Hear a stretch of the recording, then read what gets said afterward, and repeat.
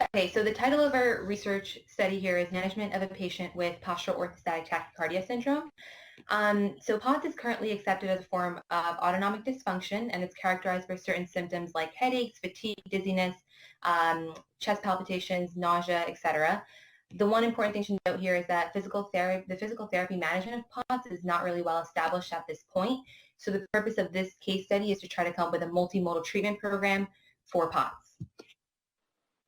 The patient in this study is a 25-year-old female who was diagnosed with POTS. She presented to physical therapy with progressive syncopal episodes and light-headedness, dizziness, and chest palpitations in increased frequency over the past couple of years.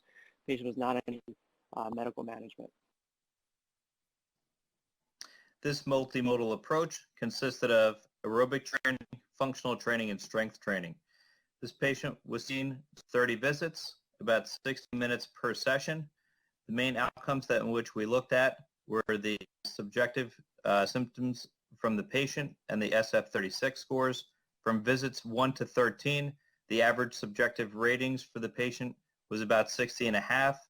Visits 14 to 22, about 35%. Visits 23 to 30 was about 30%. And the main three categories on the SF-36 that we concentrated were pain, energy, fatigue, and physical functioning. Pain at the end of visit 30 was about 27.5%.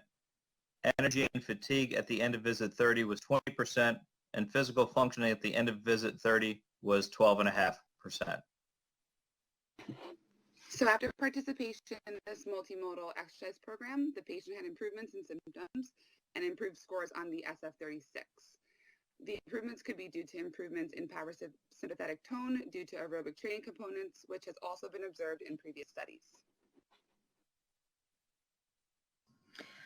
As a result of this case study, the authors theorized that the inclusion of aerobic, functional, and strength training methods when treating a patient with POTS may result in positive effects on the parasympathetic nervous system, which in turn would improve average subjective reports of lightheadedness, dizziness, chest palpitations, and/or quality of life.